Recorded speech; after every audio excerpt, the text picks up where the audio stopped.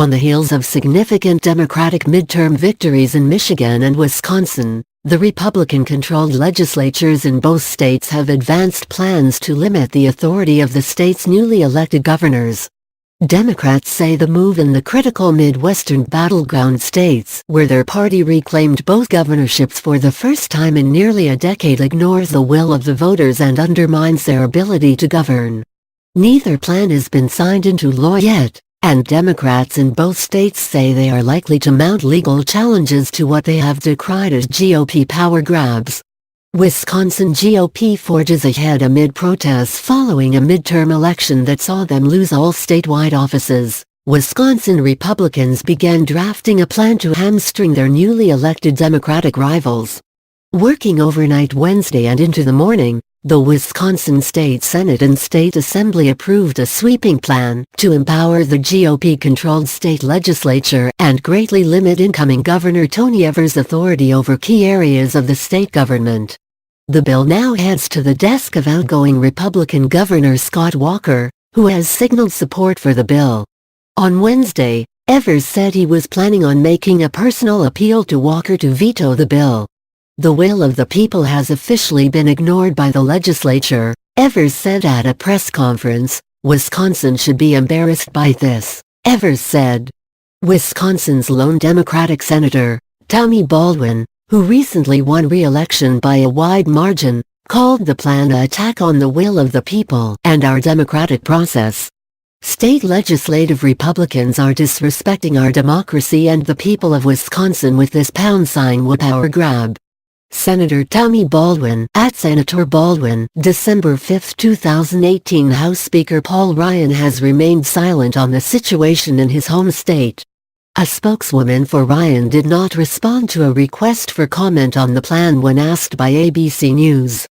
Key provisions in the plan, written by top Republican officials in the state legislature, include limiting early voting in the state of Wisconsin. Another provision would weaken the Attorney General's office by requiring a legislative committee, rather than the Attorney General, to sign off on withdrawing from federal lawsuits. That could prevent the state from pulling out of a lawsuit challenging the Affordable Care Act (ACA), something Evers promised to do. Robin Vos, the Speaker of the Wisconsin State Assembly, told reporters the day after the election that the plan is meant to rebalance power following the Walker administration. Maybe we made some mistakes giving too much power to Governor Walker, and I'd be open to looking at that to see if there are areas we should change that, Vos told reporters. After his re-election as Speaker, Vos added, "We are going to stand like bedrock to guarantee that Wisconsin does not go back," Vos added. The Republican State Senate Majority Leader, Scott Fitzgerald, called the blowback to the plan manufactured outrage by the Democrats, and said that while they trusted Walker, a Republican, to handle the back and forth with the legislature, they do not trust Evers, a Democrat. "I mean, most of these items are things that we never really had to kind of address, because guess what, we trusted Scott Walker and the administration to be able to manage the back and forth with the legislature. We don't trust Tony Evers right now in a lot of these areas." Michigan Republicans seek to gut paid sick leave, minimum wage legislation in Michigan. A similar drama is playing out as the Republican-controlled House and Senate are seeking to limit the power of incoming Democratic state officials, including Governor-elect Gretchen Whitmer. Among the bills that have advanced so far during the lame duck session are ones which create a campaign finance commission, give the legislature the ability to intervene in lawsuits, and roll back a previously approved increase in the minimum wage and paid sick leave mandate. The minimum wage and paid sick leave legislation, which passed Tuesday, are reversals from September when they were approved in Lansing.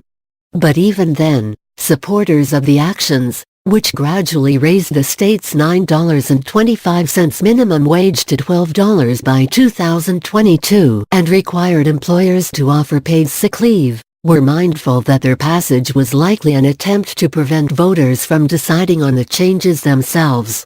Over 350,000 Michiganders signed petitions to place the initiatives on November's ballot, an effort rendered moot when they were passed by the legislature.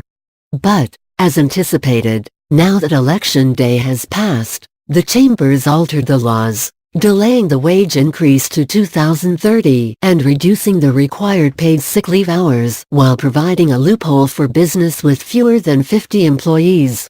The Campaign Finance Commission would assume a number of responsibilities currently under the purview of the state Secretary of State. Republicans argue that the new body, which would be made up of 3 Democratic and 3 Republican legislators appointed by the governor, would promote bipartisan cooperation. Democrats have pushed back, claiming that the Secretary of State's office, held by Republicans since 1995, generally conducts its business in a nonpartisan manner anyway, and that the move dilutes the authority of incoming Secretary of State Jocelyn Benson. Benson, who wrote a 2010 book on state secretaries of state, is widely thought to be highly qualified for the position following stints as a law school dean and Southern Poverty Law Center board member.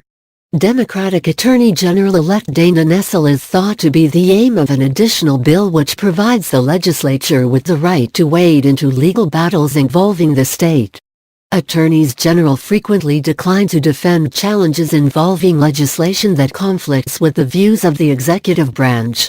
The new law, if signed by Governor Rick Snyder, would allow the legislature to intervene and potentially protect their actions in the Attorney General's stead. Democrats call the move a breach of separation of powers.